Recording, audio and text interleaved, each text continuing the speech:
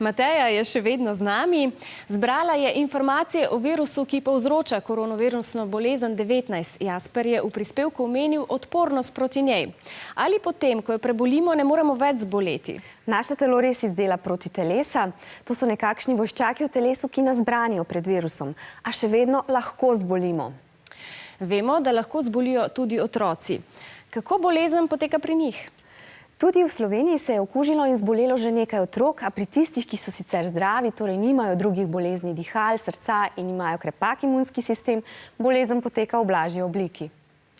Odgovor na vprašanje, ali lahko gremo na rojstnodnevno praznovanje, ki ste nam ga poslali, je kratek. Ne, ostajamo doma. Kako pa je z obiski starih staršev? Ja, starejši ljudje in tisti, ki imajo še kako drugo bolezen, imajo lahko zaradi novega koronavirusa hujše težave. Zato se vsaj za nekaj časa ne družite s starimi starši. Tako jim boste najbolje pokazali, da jih imate radi. Rajši jim pošljite kakšno sporočilo ali jih pokličite. Mlade zanima, ali bo v Sloveniji še veliko okuženih ljudi?